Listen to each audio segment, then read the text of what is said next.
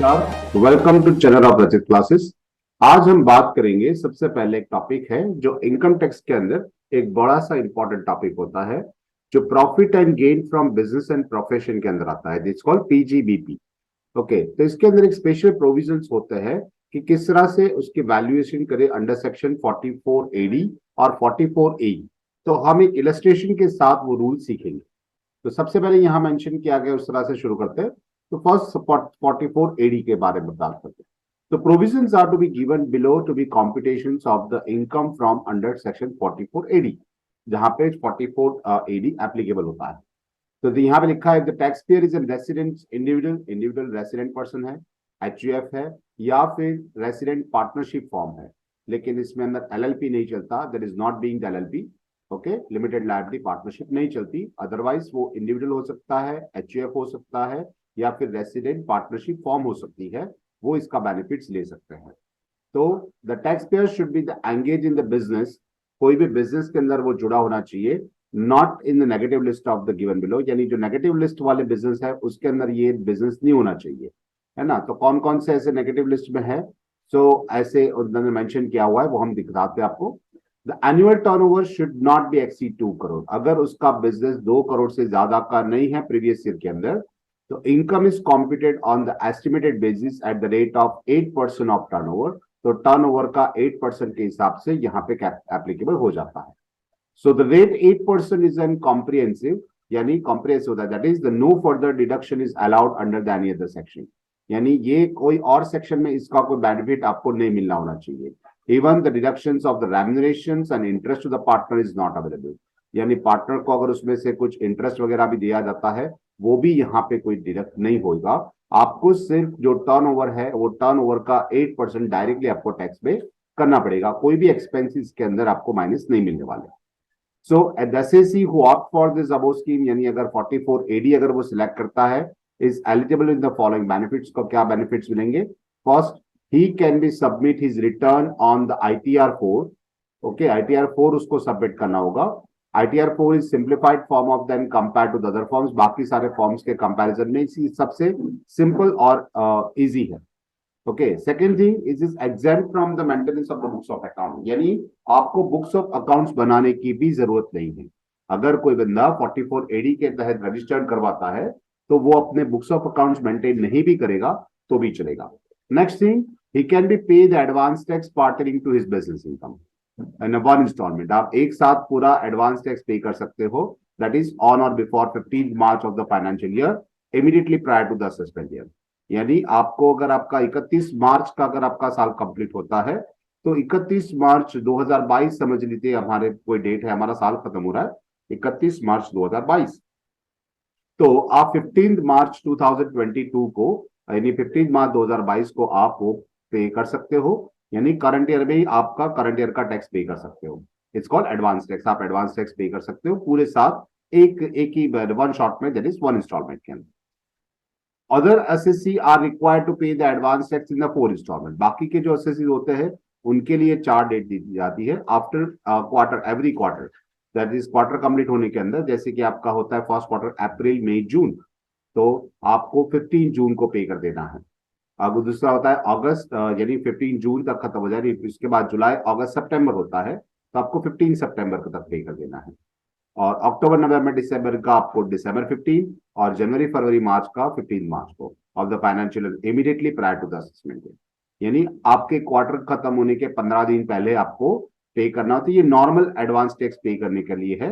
लेकिन 44 एई जिससे, sorry AD जिससे प्रेफर किया है, वो एक ही इंस्टॉलमेंट में पे कर सकता है, और वो 15 मार्च को एवरी ईयर पे कर सकता है। यानी आपके प्रीवियस ईयर के अंदर ही आपको पे करना होता है। एक नोट यहाँ पे मेंशन की है कि थोड़ा क्लैरिफिकेशन बता दिया है कि 6% is the respect of the total turnover और the gross received by the account of pay cheque और ड्राफ्ट और use for electronic clearing system through the bank account. Bank account थ्रू आप क्या कर सकते हो, या चेक थ्रू आप, या डिमांड ड्राफ्ट तो आप 6% का चेक बना सकते हो। Clearing system through the bank account during the previous year or the before the due date of submission of return of the income under section 139(1). तो सेक्शन 139(1) के अंदर आपको इस तरह से रिटर्न फाइल कर सकते हो 6% के हिसाब से। एक इलस्ट्रेशन लेते हैं कि X an company a firm of X and Y with the unlimited liability, यानी लिमिटेड लायबिलिटी पार्टनरशिप नहीं है, is engaged in the business of the wholesale trading, turnover of 2020-21 being 87 lakh 80,000, out of which 64 lakh 50,000 is received by the account paying check up to 31st October 2021। यानी देखो यहाँ पे total उसका turnover जो है वो 87 लाख 80,000, लेकिन उसमें से बाय चेक उसको जो मिला है वो 64 लाख 50,000 ही मिला है। तो जो चेक से रिसीव हुआ है उसके ऊपर सिर्फ 6% लगा सकते हैं, बाकी का जो सेल्स है उसके ऊपर हम लगा देंगे 8% के हिसाब से। It want to claim the following deduction, इसके एक्सपेंसेस है, उससे हमने मांगा है कि ये एक्सपेंसेस मेरे हैं तो आप डिडक्टेबल है या नहीं है। तो एक्सपेंसेस मेंशन किए हुए कि भी सैलरी और interest to the partners permitted है अंडर सेक्शन 40B के तहत 60,000, सैलरी टू द एम्प्लॉई है वो, उसमें डेप्रिसिएशन दे रखा है 2,70,000, depreciation of cost of material use उसमें से 70,000 पेड इन द कैश है, 75,90,000 अदर एक्सपेंसेस है, और कुल मिला के 87,55,000 का तो उसने एक्सपेंस बना रखा। तो ये डिडक्टेबल है या इसमें से कोई भी डिडक्टेबल है? तो एज पर गाइडलाइन 44AD के अंदर कोई भी प्रकार का एक्सपेंसेस आपको डिडक्टेबल नहीं है। तो और इसके हिसाब से उसका नेट प्रॉफिट सिर्फ 25,000 रुपए बता रहा है। 87,80,000 उसका टोटल सेल्स है, उसमें से 87,55,000 उसने माइनस कर रखा है, तो ये हो जाएगा। तो determine the net income of X and company for the assessment year 2021। तो इसका आंसर देखते हैं। तो ये होता है कि यहाँ पे जो उसकी इनकम है वो आपको लगाएंगे जिस तरह से यहाँ मेंशन किया हुआ है कि income from the wholesale business जो रखा हुआ है वो 8% के उसके हिसाब से 5,73,400 है। अब उसको 23,30,000 रुपए हमको मिला था किस तरह से? बाय चेक, तो उसके ऊपर हम 6% लगाएंगे, और बाकी का जो 64,50,000 है, ओके, उसके ऊपर हम 8% लगाएंगे। यहाँ पे प्रिंटिंग मिस्टेक है, 80% हो गया, यहाँ पे 8% है। तो 8% के हिसाब से 64,50,000 और 23,30,000 का 6% के हिसाब से दोनों का मिलाएंगे तो 5,73,400 है। उसके अंदर से हम जो एक्सपेंसेस डिडक्टेबल है वो माइनस करेंगे। तो यहाँ आपको अभी हमने डिस्कस किया कि यहाँ पे किसी भी तरह का कोई भी एक्सपेंडिचर हम डिडक्ट नहीं होता है, कोई भी अलाउंसेस आपका यहाँ पे अलाउड नहीं है। तो कोई भी एक्सपेंस यहाँ पे सारे हैं, सारे के सारे एक्सपेंसेस आपको नील में लिखे हुए कि आप सैलरी या इंटरेस्ट पेड टू पार्टनर्स है वो भी नहीं मिलेगा, या फिर डिसअलाउंसेस अंडर सेक्शन 40A3 और द पेमेंट ऑफ 70,000 वो भी नहीं मिलेगा, या फिर कोई भी पेमेंट है यहाँ पे इन कैश में पेमेंट किया है तो भी not applicable when the income is computed और estimated basis under section 44AD या ई और अंडर एनी अदर सेक्शन, कहीं पे भी है तो ये सारे एक्सपेंसेस कैश वाले तो ऑफिस ऑप्शन में है ही नहीं, तो ये नहीं मिलेंगे। सो यहाँ पे इनकम फ्रॉम बिजनेस आपकी वही हो जाएगी 5,73,400, इसके ऊपर आपको टैक्स पे करना है। ये है हमारे पास एक सेक्शन जो 44AD के लिए है। अब बात करते हैं 44AE के बारे में। तो computation of income on estimation basis of the case of tax payer in the business of the playing leasing or hiring trucks, यानी लीज पे या ट्रक्स अगर हायर करता है, यानी कोई ट्रांसपोर्ट बिजनेस चला रहा है, तो उसके लिए ये 44AE सेक्शन है। क्या है इसके अंदर डिस्कस करते हैं। तो section 44AE is applicable if the tax payer is engage in the business of paying the hiring and leasing the carriage, यानी कैरियर्स अगर वो कैरेजेस दे रखा है and he or it does not own more than 10 goods carriers at the time of during the previous year. हाँ, इसकी एक limitation है, अगर आपके पास 10 ट्रक है, ओके, तो 10 कैरियर आपके पास है 10, ओके, 10 से ज्यादा होंगे तो आपको 44AE का बेनिफिट नहीं मिलेगा। या आपके पास 2, 5, 7 है तो आप इसका बेनिफिट ले सकते हो। Second thing, how to calculate income, इसमें इनकम कैसे कैलकुलेट करेंगे। तो first thing, heavy vehicle goods के लिए अलग रूल बना रखा है। तो हैवी व्हीकल गुड्स के लिए क्या है? For heavy vehicle goods the profit and gains shall be amount equal to 1,000 per ton of the gross vehicle weight on unladen weight, यानी उसके अंदर कुछ लोडिंग किया हुआ नहीं होना चाहिए, फॉर एवरी मंथ और पार्ट ऑफ द मंथ, यानी एक महीना का 1,000 रुपए एक टन के हिसाब से, समझ रहे हो? 1,000 रुपए एक टन के हिसाब से हर महीने का होता है। अगर 1 महीने से कम दिन भी हुए, 5 दिन या 7 दिन भी हो जाते हैं, तो भी आपको 1,000 रुपए पर टन आपको पे करना है, during which the heavy goods vehicle is own by the assessee in the previous year. वो आपकी ओनरशिप के अंदर होना चाहिए। ओके, और आपने उसका यूज जिस तरह से किया है, पुट इट इनटू यूज के हिसाब से आपका ईयर एंडिंग, यानी जब तक आपके पास वो था उसके हिसाब से ये हैवी व्हीकल गुड्स के ऊपर लगेगा। और दूसरा ऑप्शन है इसके अंदर कि amount claim to have been actually earn from the such vehicle, यानी आपने उसमें से जितना अर्निंग किया है वो अर्निंग, या फिर आपका ये 1,000 per ton, okay, per month के हिसाब से आपको कैलकुलेशन करना है। ओके, नेक्स्ट उसके बाद विच एवर सारे दो में से जो भी ज्यादा होगा आपको डिडक्शन में मिल जाएगा इनकम के हिसाब से। Calculate income other other than the heavy vehicles है, वही हैवी व्हीकल्स नहीं है तो क्या होगा? So in this case of the goods carrier other than the heavy vehicle, profit and gain shall be the amount equal to 7,500 for every month or the part thereof। देखो यहाँ पे mention किया, अगर वो आपका हैवी व्हीकल दिया वो नहीं है, यानी लाइट व्हीकल है, तो इसका मतलब आपको टन से मल्टीप्लाई नहीं करना है। पर मंथ के हिसाब से आपको 7,500 रुपए फिक्स अमाउंट पे करनी है, during which the goods are carried in the own by the assessee in the previous year. Okay, तो अब ये बात कर लेते हैं कि भाई ये जो 7,500 की लिमिट है वो, या फिर आप उसमें से जो भी अर्न किया है आपने actually earn from the search carrier, okay, दो में से विच एवर इज हायर, आपके लिए वो क्या हो जाएगा, यहाँ पे इनकम में कंसिडर कर दिया जाएगा। नेक्स्ट थिंग इज कि आपको यहाँ पे मेंशन किया है कि भाई हैवी गुड्स व्हीकल का मतलब क्या होता है। तो 12 टन से ज्यादा होता है, यानी कि 12,000 किलोग्राम से ज्यादा वेटेज वाला व्हीकल है, तो समझ लो कि वो हैवी व्हीकल गुड्स है। ओके, तो हैवी गुड्स व्हीकल है, हैवी व्हीकल के अंदर उसका आता है, और इसके अंदर कोई भी किसी भी तरह का उसका एक्सपेंसेस होगा। Okay, note no further deduction is allowed under any other section except the remuneration और इंटरेस्ट टू पार्टनर्स। हाँ, इसके अंदर आपको remuneration and interest to partners अगर होगा तो वो आपको माइनस मिल जाएगा, इसके सिवा कोई भी डिडक्शन आपको अलाउड नहीं है। In the tax payer wants to declare the lower income, अगर वो चाहता है कि भाई नहीं मेरी इतनी इनकम नहीं है, he will have to be maintain the books of accounts, तो उसको अपने बुक्स ऑफ अकाउंट मेंटेन करने पड़ेंगे and get his account audited on the compulsory basis. Okay, अगर लोअर इनकम दिखानी है तो आपके अकाउंट्स ऑडिट करके दिखाना पड़ेगा और अकाउंट्स बनाने पड़ेंगे। In such case return will be have to be submit electronically with the digital signature, आपको इलेक्ट्रॉनिकली वो सबमिट करना है, मैन्युअली नहीं करना है।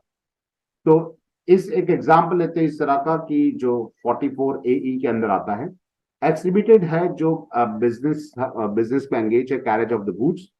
1 अप्रैल ही trucks have the truck has follows, उसके बाद कितनी ट्रक्स थी 1 अप्रैल को?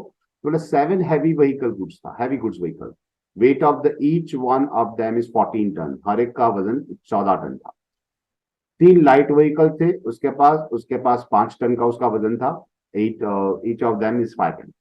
On May 6, 2020, one of the heavy vehicle goods is sold। देखो हमारे पास जो 7 हैवी व्हीकल गुड्स है उसमें से एक तो हमने बेच दिया था। 1 अप्रैल to 6 मई हमें उसके हिसाब से उसको काउंटिंग करना होगा। एक और परचेज किया 1 light goods vehicle on 10th मई, हमने 10th मई को एक नया लाइट वेट व्हीकल परचेज कर लिया है। जो नया परचेज किया है वो put into use from the June 17, 2020, 17 जून से उसको हमने यूज में लिया है। तो हमें यहाँ पे नेट इनकम फाइंड करनी है। तो नेट इनकम फाइंड करने के लिए यहाँ पे बता रखा है कि taking into consideration of the following data, नीचे सारे आपको इंफॉर्मेशन दे रखी है कि टोटल फ्रेट कलेक्शन है, सारे व्हीकल्स आपने रेंट पे दिया था तो उसमें 8,90,000 का आपका रेंट आता है। ऑपरेशनल एक्सपेंडिचर है सबका कि जिस 30,000 इज पेड इन कैश, 6,40,000, और depreciation as per the section 32 1,90,000 and other office expenses 15,000। हमें पता है कि ये इसमें से कोई भी एक्सपेंस अलाउेबल नहीं है, सिर्फ इंटरेस्ट अगर पार्टनर्स को इंटरेस्ट दे रखा है तो वो हम माइनस कर लेंगे, या ये सारे एक्सपेंसेस अलाउड नहीं है। तो यहाँ पे मेंशन किया है कि ये पार्टी का प्रॉफिट बता रहा है सिर्फ 45,000। अच्छा कोई बात नहीं, इसका वर्किंग देख लेते हैं क्या है। इस फर्स्ट उसके पास 7 व्हीकल थे, उसमें से 6 व्हीकल तो उसने पूरे साल यूज किए हुए है ना, क्योंकि एक मशीन हमने 6 मई को बेच दिया था। तो पहले हम वो कैलकुलेशन करते कि 6 मशीन और 6 व्हीकल थे वो पूरे साल तक, यानी 1 अप्रैल to 31 मार्च है ना 2020-21, तो 12 का 12 महीना हुआ। यहाँ पे हमारा रूल क्या होता है, हैवी व्हीकल के लिए 1000 पर टन पर मंथ, यानी यहाँ पे 1000 रुपीज 14 टन का है, ऊपर मेंशन किया था। तो 1000 इंटू 14 इंटू 12, तीनों को मल्टीप्लाई करेंगे तो हमारे पास अमाउंट आएगी 10,08,000 रुपए।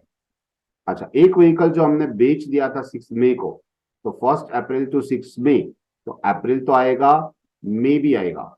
ओके, मई का एक भी दिन आ गया तो हमें मई मंथ कैलकुलेशन करना पड़ेगा। तो यहाँ पे 1 अप्रैल और 6 मई मेंशन किया हुआ है, तो दोनों 2 मंथ का आएगा। तो 1000 इंटू 14 टर्न्स इंटू 2 मंथ्स, इसके हिसाब से हमारा यहाँ हो जाएगा 28,000। अच्छा, हमारे पास बताया था ऊपर की 3 लाइट व्हीकल्स थे, तो वो 3 लाइट व्हीकल्स जो था, और एक हमने खरीद लिया था 17 जून को, हमने पुट इनटू यूज लिखा हुआ है, लेकिन सेम डे जिस दिन हमने बेचा था, ओके, 10 मई को हमने उसे खरीद लिया, लेकिन 17 जून से हमने उसको अप्लाई किया था। नहीं, लेकिन हम कैलकुलेशन 10 मई को खरीदा था, तो 10 मई से ही काउंट करेंगे। तो मई मंथ भी काउंट करना है, तो मई, आज ये पूरे साल में से सिर्फ अप्रैल वाला मंथ निकाल देंगे। मई 10 है तो पूरा महीना वो भी काउंट करेंगे, तो 11 महीने हो जाएंगे। जो हमने नया वाला खरीदा, हैवी व्हीकल बेच के लाइट व्हीकल खरीदा वो, तो उसका जो लाइट व्हीकल है उसके अंदर टन के साथ मल्टीप्लीकेशन नहीं होता, सिर्फ 7,500 पर मंथ है। तो यहाँ पे 11 इंटू 7,500, तो 82,500 हो जाएगा। और बाकी के 3 लाइट व्हीकल्स थे। ओके, तो यहाँ पे 3 लाइट व्हीकल्स थे, तो उसके अंदर आप पूरा साल हमने यूज किया हुआ है, तो उसके 12 महीने के हिसाब से हम कैलकुलेशन करेंगे कि 12 इंटू 7,500 इंटू 3, क्योंकि हमारे पास 3 व्हीकल है, तो हम इसको 3 से मल्टीप्लाई करेंगे। अच्छा, फर्स्ट लाइन के अंदर हमने जो 6 हैवी गुड्स व्हीकल थे, उसके अंदर भी हमें वही करना होगा। 6 इंटू 12 इंटू 1000 इंटू 14, यानी 6 व्हीकल, 12 महीने, 1,000 रुपए का रेट और 14 टन, इसके मिला के हमारे पास 10,08,000 हुए थे। तो यहाँ पे चारों व्हीकल का कुल मिला के हो रहा है 33,88,500। तो ये हमारे पास एग्जाम्पल था 44A का। हमने 44AD 44A दोनों के लिए हमने एग्जाम्पल देखा, और उसका थियरिकल पॉइंट पे हमने डिस्कस किया। तो ऐसे ही बहुत सारे वीडियोस लेके और भी आएंगे। आपको ये वीडियो कैसा लगा, कमेंट सेक्शन में जरूर बताएं। Have a good day.